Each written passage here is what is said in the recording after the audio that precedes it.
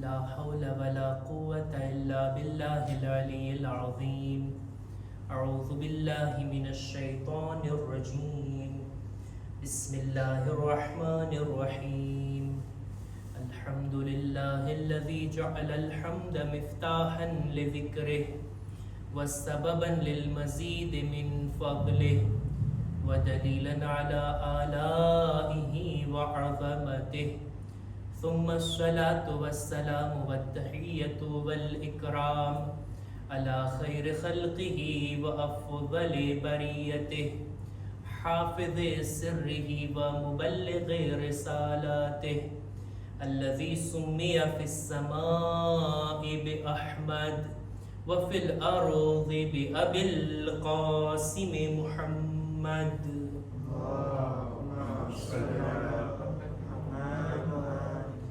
وعلى أهل بيته الطيبين الطاهرين المعصومين المظلومين ولعنة الله على أعدائهم أجمعين.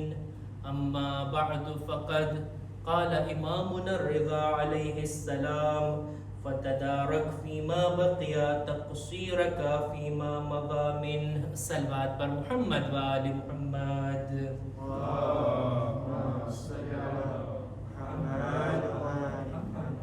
માહ શાબાન પૂરો થઈ રહ્યો છે અને એની આજે આ આખરી શબે જુમા. હવે આપણે તૈયાર થઈ રહ્યા છીએ અલ્લાહની મહેમાનીમાં દાખલ થવા માટે. અને દેખીતી વાત છે કે દરેક સમયની અંદર આપણી જવાબદારી પણ અલગ અલગ હોય. આખા અઠવાડિયાની અંદર શબે જુમા અને જુમાની આપણી જવાબદારી અલગ હોય. આમ મહિનાઓમાં અને બીજા મહિનાઓ કરતા રજબ શાબાનના અને માહ મુબારક રમઝાનની જવાબદારીઓ આપણી અલગ હોય. અહેલે બૈતની ખુશીના અય્યામ હોય ત્યારે આપણી જવાબદારી કંઈ બીજી બને છે, અને જો એમના ગમના અય્યામ હોય તો ત્યારે આપણે એમના ગમમાં શરીક થઈ અને એ રીતની જવાબદારીને આપણે નિભાવતા હોઈએ છીએ. અત્યારે માહે શાબાનના અંતિમ દિવસોમાં આપણે છીએ અને અલ્લાહની મહેમાનીમાં દાખલ થવા પહેલા આ શાબાન મહિનાના બાકી બચેલા દિવસોની અંદર આપણી જવાબદારી શું છે, ખાસ આપણે શું કરવાનું છે આ દિવસોની અંદર. અહેલે બૈતે એ બાબતને આપણા માટે નક્કી કરી છે. રાવીનું નામ છે અબા સલતે હેરાવી. પોતે બયાન કરે છે કે 8મા ઇમામ ઇમામે અલી રઝા અલૈહિસ્સલામ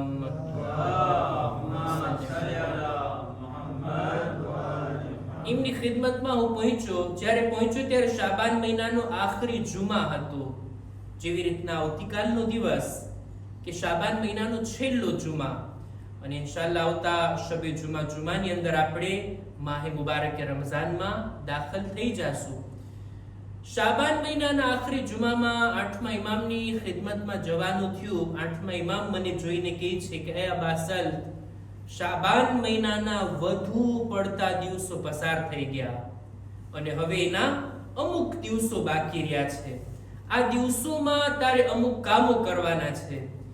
ઇમામે એના માટે 12 જવાબદારીઓ ગણાવી. એ અબાસલ, આ દિવસોની અંદર 12 કામો તારે કરવાના છે. 12 ભલામણો ઇમામે બયાન કરી. સમય નથી કે ડિટેલની સાથે વિગતવાર આ બધી ચીજોને બયાન કરું. મુખ્તસર તौर પર આ હદીસનો તર્જુમો બયાન કરવા માંગુ છું. 8મા ઇમામ ફરમાવે છે, એ અબાસલ, આ દિવસોની અંદર ફતદારક ફીમા તqsirક ફીમા મદા મિન. આ દિવસોની અંદર તારાથી જે કંઈ ભૂલો થઈ છે એ ભૂલોના ભરપાઈ કરવાના દિવસો છે. આપણી અમુક વાજિબ નમાઝો છૂટી ગઈ હોય તો એને કઝા કરવાના દિવસો છે. કોઈ પણ વાજિબાત છૂટી ગયું હોય તો એ વાજિબાતની ભરપાઈ કરવાના આ દિવસો છે. તારી ભૂલો, તારી ખતાઓ, તારા ગુનાહથી જે કંઈ ખોટ પડી છે એ ખોટને આ દિવસોની અંદર પૂરી કર. આ પહેલી વાત. બીજું, વઅલૈકા બિલ ઇકબાલ અલા મા યાનીક. એવા કામોમાં મશગુલ થા કે જેનું કોઈ મકસદ હોય. બેહુદા, બેમકસદ અને નકામા કામો કરવાથી ખાસ કરીને આ દિવસોમાં પરહેઝ કર, જેવા કામો કે જેનો કોઈ મકસદ હોય, જે ઇબાદતમાં શુમાર થતું હોય, દીનનો દુનિયાનો કંઈ પણ ફાયદો હોય, એવા કામોની અંદર મશગુલ થા, નહીં કે નકામા કામોની અંદર.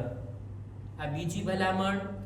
ત્રીજી, ચોથી અને પાંચમી ભલામણ આઠમા ઇમામની આ હતી કે વઅક્સિર મિન અદ્દુઆ વલ ઇસ્તિગફાર વ તિલાવતિલ કુરઆન. વધુમાં વધુ આ દિવસોમાં દુઆ કર.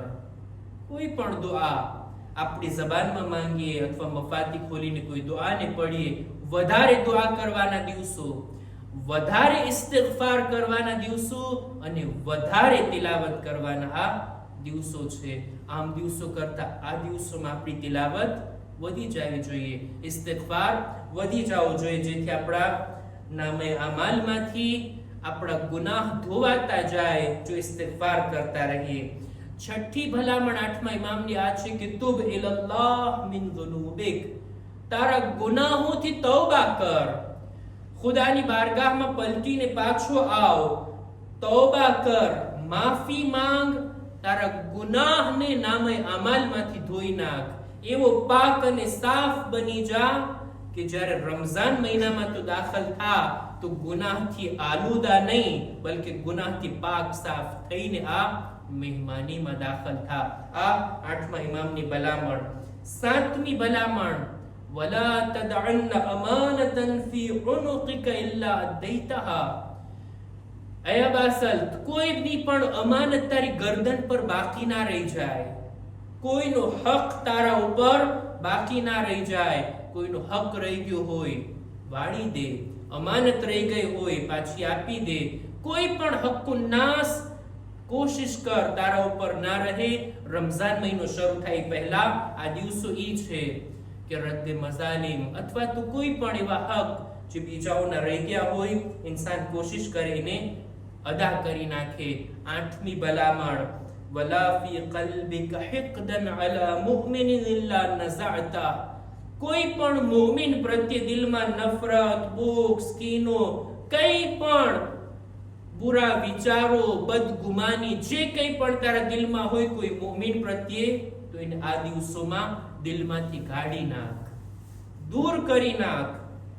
હોવું જ ના જોઈએ. રમઝાન મહિના જેવો રમઝાન મહિનો આવે છે અને હું મારા મુમિન ભાઈ પ્રત્યે બુરા વિચાર લઈને બેસું, નફરત લઈને બેસું, એના વિશે બુગ્ઝ, કીનો લઈને બેઠું. કુરાનની અંદર એક દુઆ છે ને, વલા તજઅલના ગિલ્લન લિલ્લઝીના આમનુ.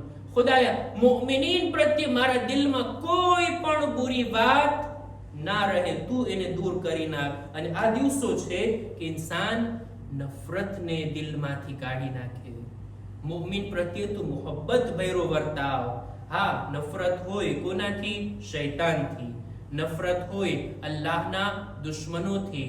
નફરત હોય ઇબ્લીસથી, ફિરഔનથી, નમરૂદથી, યઝીદથી, આવા બધા લોકોથી નફરત. પણ મુમિન પ્રત્યે નફરત ના, એ આપણા દિલમાં ના હોવી જોઈએ. આ દિવસો છે આ દિલને પાક અને સાફ કરવાના. વલા ગમ્બન અંત મુર્તકિબુહુ ઇલ્લા અકલઅત અંહ. તારા જિંદગીની અંદર ઈ ગુનાહ કે જે તારી આદત બની ગયા છે, ઈ આદતને છોડી દે. ખુદા ના કરે કોઈને ગુનાહની લત પડી જાય, આદતમાં આવી જાય ગુનાહ, ટેવ પડી ગઈ છે ગીબત કરવાની, જૂઠ બોલવાની, અથવા તો બીજા બધા ગુનાહ કે જેની મારે મિસાલ નથી આપવી. આ બધા ગુનાહ ક્યારેક આદત પડી ગયા, એના વગર ચાલે નહીં. એ આદત બદલાવવી જોઈએ અને એના માટે આ દિવસો છે. આઠમા ઇમામ કહે છે એ ગુનાહ કે જે આદતમાં આવી ગયા છે, મૂકી દે, કાઢી નાખ, એને છોડી દે અને આ દિવસોની અંદર એવા ગુનાહને તર્ક કરી નાખ. 10મી ભલામણ વત્તકિલ્લાહ.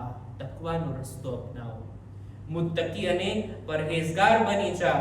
11મી ભલામણ વતવક્કલ અલા સરાઇ વતવક્કલ અલૈહિ ફી સરાઇરિકા વ અલાનિયતિક. ખુદા ઉપર ભરોસો રાખ આ દિવસોની અંદર, એકાંતમાં હો કે જાહેરમાં, દરેક હાલતની અંદર ભરોસો તારો હોય ખુદા ઉપર. ત્યારબાદ ઇમામ કુરાની મજીદની આયત પડ્યા, વમન યતવક્કલ અલા અલ્લાહ ફહુવ હસ્બુહ. જે અલ્લાહ ઉપર ભરોસો રાખે ને એ ખુદા એના માટે કાફી છે, પછી એને બીજા કોઈની જરૂર નથી. અને 12મી ભલામણ, ઇમામ એક નાની એવી દુઆ તાલીમ ફરમાવ્યા, એક જુમલાની દુઆ, એક વાક્યથી વધારે નથી. અને આ દુઆ જો અરબીમાં યાદ રહી જાય તો ઘણી સારી વાત, જો યાદ ના રહે તો આપણી ભાષાની અંદર ઇમામ કહે છે આ જુમલો વારંવાર તારી જબાન ઉપર દોહરાવતો રહે. કઈ વાત? અલ્લાહુમ્મા ઇન લમ તકુન ગફરત લી ફીમા મગા મિન શાબાન ફગફિર લી ફીમા બકિયા મિન. અરબીમાં યાદ ના રહે તો આપણી ગુજરાતીમાં, આપણી ભાષાની અંદર કે ખુદાયા શાબાન મહિનાના આટલા દિવસોમાં જો તે મને માફ નથી કર્યો તો બાકી બચેલા દિવસોમાં તું મને માફ કરી દે. આ જુમલો વારંવાર જબાન પર આવવો જોઈએ, જેથી ખુદા આપણને માફ કરી દે આ દિવસોની અંદર, ગુનાહથી પાક અને સાફ બની અને અલ્લાહની મહેમાનીમાં દાખલ થઈએ.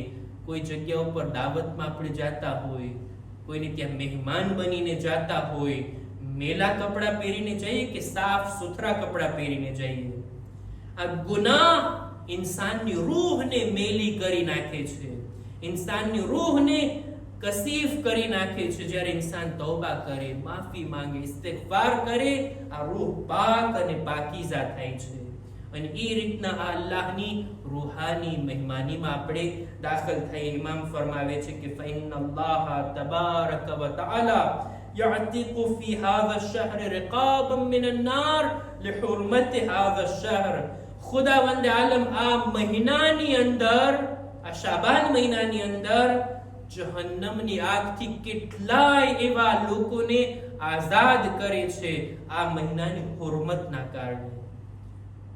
શરત છે કે ઇન્સાન આવે તો ખરા, માફી તો માંગે, અફસોસ તો કરે, બદલવા તો ચાહે, પોતાની આદતને મૂકવાની કોશિશ તો કરે, ખુદા તરફથી જો કેટલી મદદ મળે છે. આ એક જાતની તૈયારી છે અલ્લાહની મહેમાનીમાં દાખલ થવાની. આ હદીસી માટે બયાન કરી જેથી મને અને દરેક સાંભળવા વાળાઓને તૌફીક મળે કે આપણે બધા 8મા ઇમામની આ ભલામણો પર અમલ કરી શકીએ. ખુદાની બારગાહમાં દુઆ ગુજારીએ, પરવરદિગારા તને વાસ્તો છે આ મહિનાનો, આ મહિનાની અંદર રહેલી તમામ વિલાદતોનો, ખુદાયા તારા મહેમાનીમાં બહેતર તરીકાથી પાકો પાકીઝા થઈને દાખલ થવાની નેક તૌફીક અતા ફરમાવ. ખુદાયા શબે જુમા છે અમારા મા બાપના ગુનાહોને માફ કર, અમારા મરહુમીનની મગફિરત ફરમાવ. પરવરદિગારા દરેક મુમિનીન મુમિનાતની નેક હાજાતને પૂરી ફરમાવ. જેઓ બીમાર છે શફા અને તંદુરસ્તી અતા કર. ખુદાયા જેઓ પરેશાન હાલ છે તેઓની પરેશાનીઓને દૂર કર. ઝમાનાના ઇમામના ઝુહૂરમાં તાજીલ ફરમા. અમારો શુમાર એમના સાથીઓમાં કર. ربنا تقبل منا إنك أنت السميع العليم